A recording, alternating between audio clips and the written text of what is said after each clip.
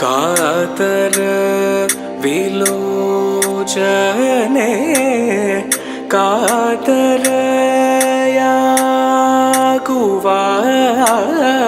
കാതര വിലോചനേ. എൻ്റെ പേര് നാട്ടികല മഹേഷ്. എൻ്റെ വീട് ആലപ്പുഴ ജില്ലയിൽ കളർകോട് എന്ന് പറഞ്ഞ സ്ഥലത്താണ്. എല്ലാ കൊല്ലം 2 ദിവസം അടുപ്പിച്ച് കഥകളിയുണ്ട്. Full night കഥകളിയാണ്. അമ്മമ്മ ഞങ്ങളെ കഥകളി കാണിക്കാനായിട്ട് കൊണ്ടുപോകും. അങ്ങനെ ഈ കഥയെല്ലാം പറഞ്ഞു തരും. അപ്പോൾ അന്ന് ഇത്തിരി സാമ്പത്തിക ഇതൊക്കെ ഉള്ളതുകൊണ്ട് കഥകളി പഠിക്കാനൊന്നും അന്നേരം തുടങ്ങിയില്ല. അത് കഴിഞ്ഞ് ഞങ്ങൾ 10ാം ക്ലാസ് കഴിഞ്ഞപ്പോഴത്തേക്കും ആണ് പത്രത്തിൽ പരസ്യം കണ്ട് കേരള കലാഭവനം എന്ന് പറഞ്ഞ ഒരു സ്ഥാപനത്തിൽ കഥകളി പഠിപ്പിക്കുന്നതെന്ന് പറഞ്ഞ് അങ്ങനെയാണ് ഞങ്ങളവിടെ കഥകളി പഠിക്കാൻ ചേരുന്നത്. കലാമണ്ഡലം ഭാഗ്യനാഥ് എന്ന് പറഞ്ഞ ആശാൻ്റെ പേര്, കലാമണ്ഡലം ഗണേശൻ, കലാമണ്ഡലം പ്രശാന്ത് അവരിങ്ങനെ പഠിച്ച് ഇപ്പോൾ 2 ആട്ടക്കഥ എഴുതിയിട്ടുണ്ട്. ജയദ്രഥം എന്ന് പറഞ്ഞ ആട്ടക്കഥയും പിന്നെ കാളിയമർദ്ദനം എന്ന് പറഞ്ഞ ആട്ടക്കഥ എഴുതിയിട്ടുണ്ട്. പിന്നെ കഥകളിയിലെ നിർഭേദങ്ങൾ എന്ന് പറഞ്ഞ പുസ്തകം എഴുതിയിട്ടുണ്ട്. കഥകളിയുടെ ഉത്ഭവം എന്ന് പറഞ്ഞു കഴിഞ്ഞാൽ ആദ്യം കഥകളി രാമനാട്ടം എന്ന് പറഞ്ഞ രാമനാട്ടവും കൃഷ്ണനാട്ടവും അങ്ങനെയായിരുന്നു. അപ്പോൾ ആദ്യം അതിന് മുമ്പ് കൃഷ്ണനാട്ടമായിരുന്നു. അപ്പോൾ കൃഷ്ണനാട്ടം കാണാൻ വേണ്ടി ഇപ്പോൾ തെക്കോട്ടൊക്കെ വന്നപ്പോഴത്തേക്കും അവർ പറഞ്ഞ് അവിടുത്തെ സാമൂതിരിയൊക്കെ പറഞ്ഞ് തെക്കൻ നാട്ടുകാർക്ക് കൃഷ്ണനാട്ടം കാണാനുള്ള യോഗ്യതയില്ലെന്ന് പറയും. അപ്പോൾ അങ്ങനെ അതിൻ്റെ വാശിപ്പുറത്താണ് രാമനാട്ടം എന്ന പേരിൽ രാമായണത്തിൽ നിന്ന് കഥകളെടുത്ത് ആദ്യം രാമനാട്ടമാണ് ഉണ്ടാകുന്നത്. പിന്നീട് രാമനാട്ടത്തിൻ്റെ പരിഷ്കരിച്ച രൂപമാണ് കഥകളിയായിട്ട് വന്നത്. ഒത്തിരി സോഷ്യൽ മീഡിയയൊക്കെ ഒത്തിരി ഇതായി കഴിഞ്ഞപ്പോഴത്തേക്കും കഥകളി കൂടുതൽ ജനകീയമായിട്ട് വന്നു. ഇവിടെ ശ്രീവല്ലഭസ്വാമിയുടെ ക്ഷേത്രത്തിൽ എന്ന് പറഞ്ഞാൽ കഥകളി പ്രധാനപ്പെട്ടൊരു വഴിപാടാണ്. അപ്പോൾ ഇവിടെ ഭഗവാൻ കഥകളി കാണാൻ വേണ്ടി നമ്മുടെ അരങ്ങിൻ്റെ മുമ്പിൽ വന്നിരിക്കുന്നതായിട്ടാണ് സങ്കല്പം.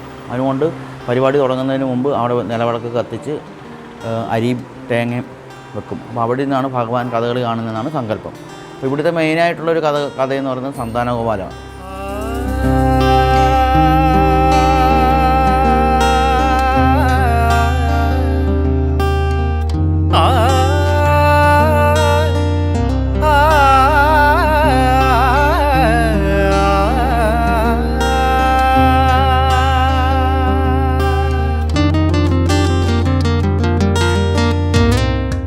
ഇത് നമ്മൾ ഞൊറി എന്ന് പറയും.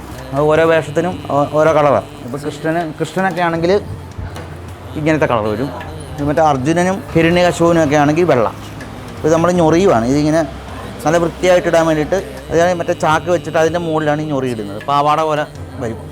അത് ഞൊറി നമുക്ക് ഇഷ്ടമുള്ള ഞൊറിയൊന്നും വെക്കാൻ പറ്റത്തില്ല. ഓരോ കഥാപാത്രത്തിന് അനുസരിച്ചുള്ള നിറവുള്ള ഞൊറികളാണ്. വെള്ളയും മഞ്ഞയാണ് ഇന്നത്തെ കഥകൾക്ക് നമുക്ക് ആവശ്യമുള്ളത്. ചിലപ്പോൾ നീലയായിരിക്കും, ചിലപ്പോൾ കറുപ്പായിരിക്കും. അത് ആ വേഷം അനുസരിച്ചാണ് ഞൊറിയുടെ കളർ മാറുന്നത്.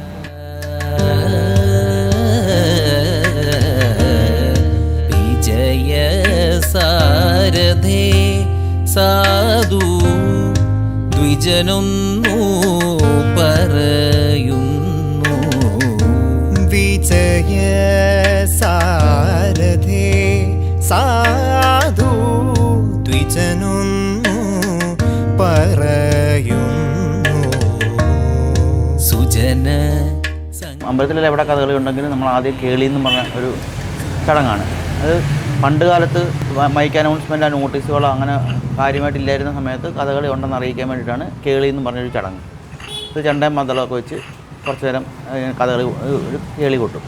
അതാണ് കേളി എന്നുള്ള ചടങ്ങ്. അത് കഴിഞ്ഞ് നമ്മളിവിടെ വന്നിട്ട് മനയോല. ഇത് മനയോല എന്ന് പറഞ്ഞ കല്ലാണ്. ഈ കല്ല് വെളിച്ചെണ്ണയിൽ പൊടിച്ചരക്കി പുഴവീതി വെച്ച് അരയ്ക്കുമ്പോഴാണ് വെള്ളമനയോല എന്ന് പറയുമ്പോൾ അതാണ് മഞ്ഞ കളർ. ഇതാണ് വെള്ളമനയോല. ഇത് പരച്ചെടുത്ത് മാറ്റി വെച്ചിരിക്കുക. എന്നിട്ട് അതിനകത്ത് നീലത്തിൻ്റെ കല്ല് ചേർക്കുമ്പോഴാണ് പച്ച നിറം. അപ്പം നിറം പച്ചയാണെങ്കിൽ നമ്മൾ കഥകളിയിൽ പറയുന്നത് നീലമനയോല എന്ന് പറയും. നീലം ചേർക്കുന്നതുകൊണ്ട് നീലമനയോല എന്ന് പറയും. ചായയില്ല, അതിന് ചുമപ്പ് ചായം ചേർത്തിട്ടാണ് ചായയില്ല, അതാണ് ചുമപ്പ് നിറം. അപ്പോൾ ഇവരിത് കഴിഞ്ഞിട്ട് ആദ്യം വെള്ളമനയോല വെച്ച് നാമം വരയ്ക്കും നെറ്റിയിൽ.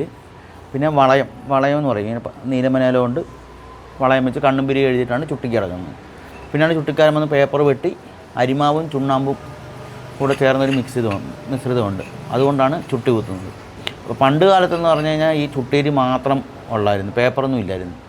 അപ്പോൾ അതിൻ്റെ ഒരു ദോഷം എന്ന് പറഞ്ഞാൽ ഒരുപാട് സമയമെടുക്കും.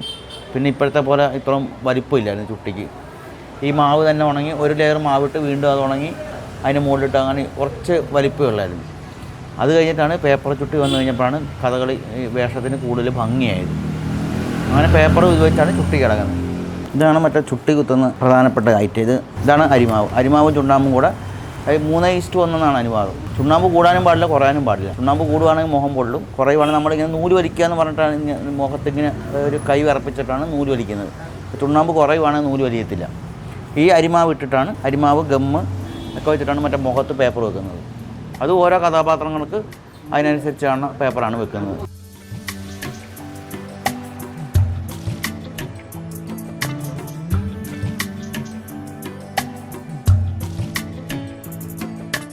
ഇത് സ്പിറ്റ് ഗമ്മാണ്. അത് ചുട്ടിക്ക് ഉറപ്പ് കിട്ടാൻ വേണ്ടിയിട്ട് ചെയ്യുന്നതാണ്. എന്നിട്ടാണ് ഈ അരിമാവ് മുഖത്ത്, അത് ഏകദേശം ഒരു 1.5 മണിക്കൂറോളം എടുക്കും ഇപ്പോൾ ആ ചുട്ടി തീരാനായിട്ട്.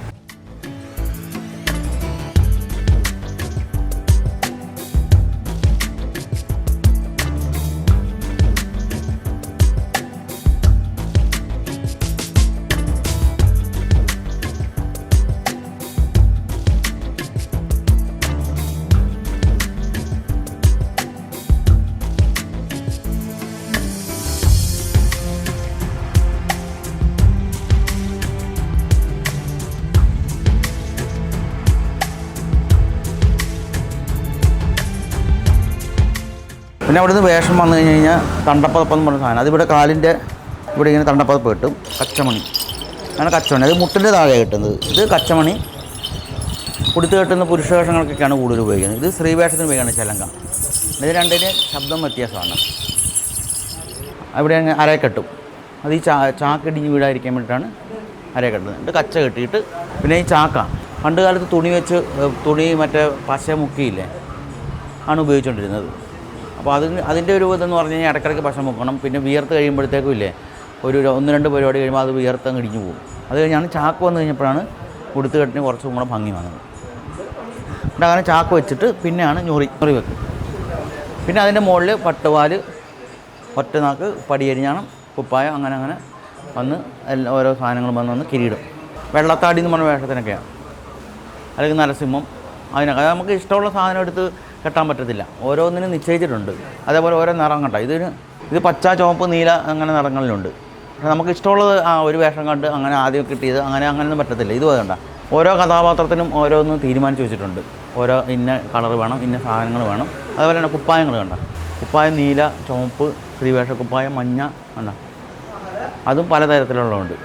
അത് നമുക്ക് ഇഷ്ടപ്പെട്ട ഒരു കളർ അങ്ങനെ എടുക്കാനൊന്നും പറ്റത്തില്ല. ഓരോ കഥാപാത്രത്തിനും തീരുമാനിച്ചിരിക്കുന്ന ഇത്. അതേപോലെ കിരീടങ്ങളാണെങ്കിലും വട്ടത്തിലുള്ള കിരീടത്തിന് കേശവാരം എന്ന് പറയും, മറ്റേത് കൃഷ്ണമുടി, നാരദമുടി, അങ്ങനെ ഓരോ കഥാപാത്രത്തിനും തീരുമാനിച്ച് വെച്ചിരിക്കുന്ന ഇതുണ്ട്.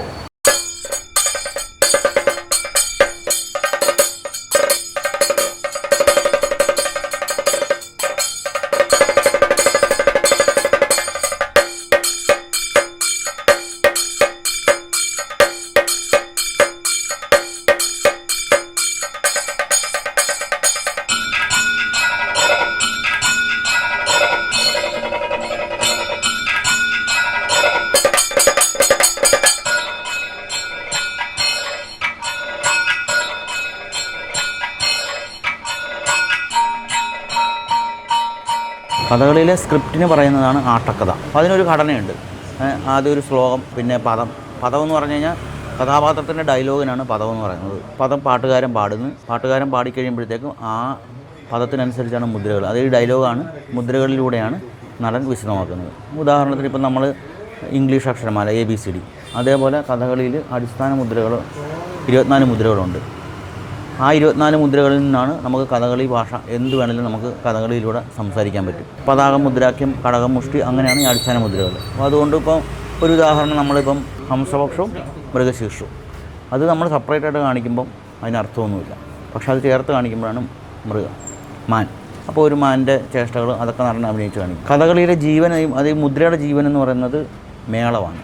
കഥകളി ചെണ്ടയാണ് ഈ കഥകളിയുടെ മുദ്രയ്ക്ക് ജീവൻ കൊടുക്കുന്നത്. നമ്മൾ തായമ്പക, പഞ്ചാരി മേളം, അങ്ങനെ പല മേളങ്ങളൊക്കെ ഉണ്ട് ചെണ്ടകൾക്ക്. പക്ഷേ കഥകളിക്ക് കൊട്ടുന്നത് ഈ മുദ്രയ്ക്കനുസരിച്ചും അതിൻ്റെ സാങ്കേതികമായിട്ടുള്ള കാര്യങ്ങളുമാണ് കഥകളി ചെണ്ടയിൽ കൊട്ടുന്നത്.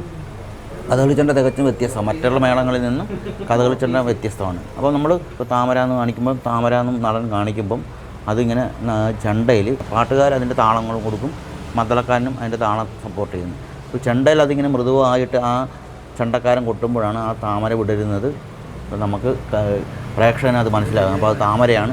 താമര വിടരുന്നതിൻ്റെ ആ ഭംഗി ഈ ചെണ്ടയിലാണ് അറിയാൻ പറ്റുന്നത്.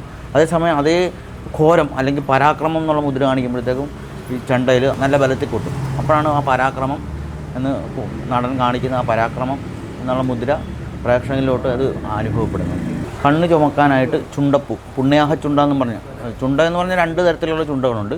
അതിൽ വെള്ളച്ചുണ്ടയും നീലച്ചുണ്ടയും അല്ലെങ്കിൽ വയലറ്റ് കളറിലെ പൂവാണ് ഇത്. അതിൽ വെള്ളച്ചുണ്ട എന്ന് പറയുന്നത് കൊലകൊലയായിട്ടുണ്ടാകും. അത് നമ്മൾ സാധാരണ ഇഷ്ടംപോലെ കാണാറുണ്ട്. പക്ഷേ പുണ്യാഹ ചുണ്ട നമുക്ക് ഇച്ചിരി വിരളമായിട്ട് കണ്ടുകിട്ടുള്ളൂ. അമ്പലങ്ങളിലൊക്കെ ഉപയോഗിക്കുന്നത്. അതുകൊണ്ടാണ് പുണ്യാഹ ചുണ്ട എന്ന് പറയുന്നത്. പുത്തിരിച്ചുണ്ട എന്നും പറയും. അപ്പോൾ അതിൻ്റെ പൂ, നമ്മൾ നീലപ്പൂ എടുത്ത് ആ പൂവിൻ്റെ ഇതളെല്ലാം കളഞ്ഞ് അതിൻ്റെ കാമ്പ്, ആ പച്ചപ്പെല്ലാം കളയണം. പച്ചപ്പെല്ലാം കഴിഞ്ഞ് നല്ല കൈയൊക്കെ നല്ല വൃത്തിയാക്കിയിട്ട് കയ്യിലിട്ട് പതുക്കെ പൊട്ടാതെ തിരുമ്മി കഴിയുമ്പോൾ അതൊരു കറുപ്പ് നിറമാകും. കണ്ടു കഴിഞ്ഞാൽ എള്ള് പോലെ തോന്നും. ഈ ചുണ്ടപ്പൂ കണ്ണിലിടും. അപ്പോൾ കണ്ണിലിടുമ്പോൾ ചെറുതായിട്ടൊന്ന് നനച്ചിട്ട് കണ്ണിലിട്ട് കഴിയുമ്പോൾ ചുണ്ടപ്പൂ ചുമക്കും. ഇത് പ്രോഗ്രാം കഴിയുമ്പോഴത്തേക്കും കണ്ണിൽ നിന്ന് എടുത്ത് കളയുകയും ചെയ്യും. അപ്പോൾ ആ മനോഹരപ്പറ്റുള്ള ആ മുഖത്ത് കണ്ണ് വെളുത്തിരുന്നുള്ള ആ ഭംഗിയൊക്കെ നീങ്ങി കണ്ണിന് നല്ല തീക്ഷ്ണത, മിഴിവൊക്കെ ഉണ്ടാകാൻ വേണ്ടിയിട്ടാണ് ചുണ്ടപ്പൂ ഇടുന്നത്. കണ്ണിന് ദോഷമൊന്നുമില്ല. ചിലർക്ക് ആദ്യമായിട്ട് ഇടുമ്പോൾ ഒരു ചെറിയ തരിപ്പ് തോന്നും. പക്ഷേ നമ്മുടെ കണ്ണിലൊരു ചെറിയ പൊടി പോയാൽ പോലും നമുക്ക് ഭയങ്കര അസ്വസ്ഥതയായിരിക്കും. പക്ഷേ ചുണ്ടപ്പൂ ഇട്ട് കഴിഞ്ഞാൽ നമുക്ക് യാതൊരു അസ്വസ്ഥതയുമില്ല. അതൊരു ലോകത്തിലെ ഒരു അത്ഭുതമാണ്. കാരണം കോടാനുകോടി സസ്യജാലങ്ങൾ നമ്മുടെ നാട്ടിലുണ്ട്. പക്ഷേ അതിൽ നിന്ന് ചുണ്ടപ്പൂ എടുത്ത് അതിങ്ങനെ പ്രോസസ്സ് ചെയ്തെടുത്ത് നമ്മുടെ കണ്ണിലിടുമ്പോൾ നമുക്ക് കുഴപ്പമൊന്നും ഉണ്ടാകത്തില്ലെന്ന് കണ്ടുപിടിച്ചത് ഒരു ഭയങ്കര അത്ഭുതമാണ്.